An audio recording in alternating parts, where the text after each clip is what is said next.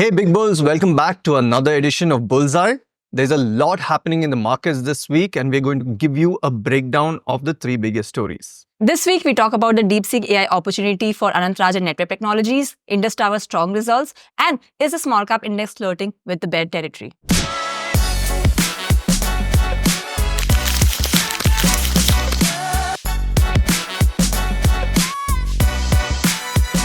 All right, so Saloni, Deepseek has been the biggest story this week.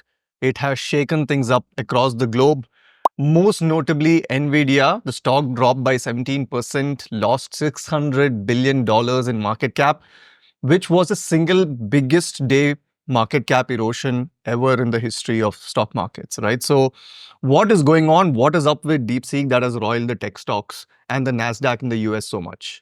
Okay, so Deepseek is this Chinese AI startup that's directly competing with big names such as OpenAI's ChatGPT, and they recently launched their latest version, right? And the thing is that they said that they have created a version that they have spent only $6 million on, and they're using these cheap, fewer higher-end chips, right? So this does challenge the narrative of you need these expensive hardwares and updates, for the AI to advance. Right, and like you said, I think it also hit the top of the Apple Store, right? The app by Deepseek. But what I also want to ask you now, Saloni, is I get what's happening in the US, right? Because Nvidia and everything else has been the hype of the AI industry. But closer home in India, I want to ask you about Anant Raj and Netweb technologies, probably stocks that not too many people have heard of in the context of AI. They dropped 20% after DeepSeek's news came out. So what's going on there?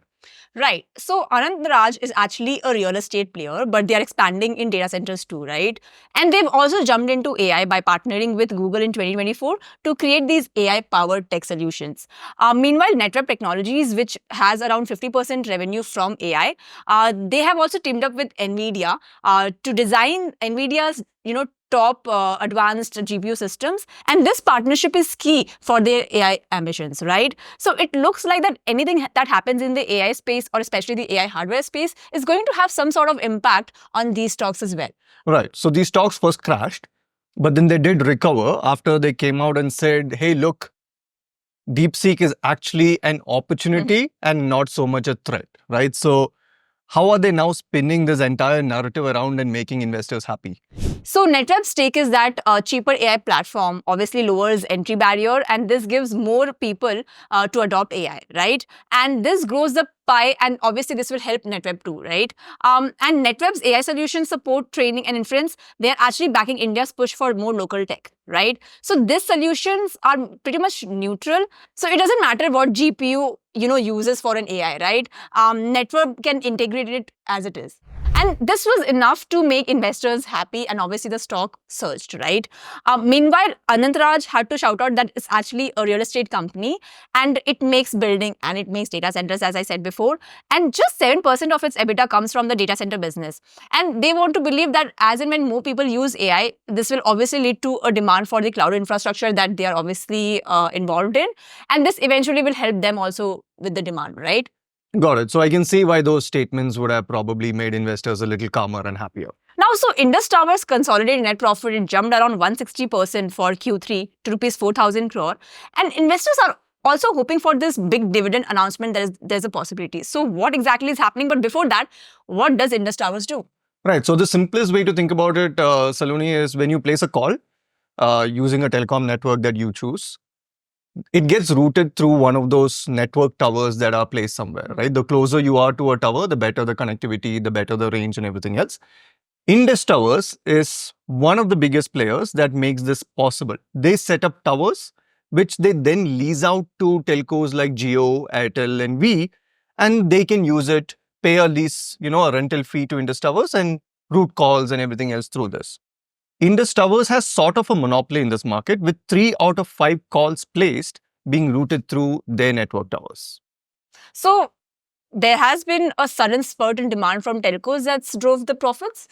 Well, if you break it down, if you look at the revenues or the top line, you will find that the revenues has actually only risen by around 5%, not 160%. So what has actually happened over here is, in essence, the comeback of the struggling telco kid, which is Vi.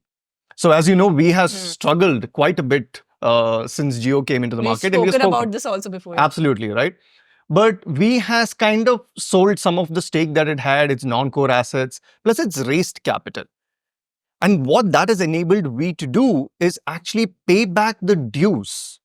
It owes a lot of money to Indus Towers, and Indus Towers had all but given up on receiving a large part of those dues. But Vi is now paying a large chunk of it back to Indus Towers, and that has boosted the net profit or the final line that you're seeing for Indus Towers here. Also, brokerages believe that with Vi's comeback, there's going to be a strong pipeline and there's going to be cash flows coming in for Indus Towers, and that will also help the company declare a dividend of around 20 rupees per share. That's the expectation, at least, in FY25. So that is one expectation that is there.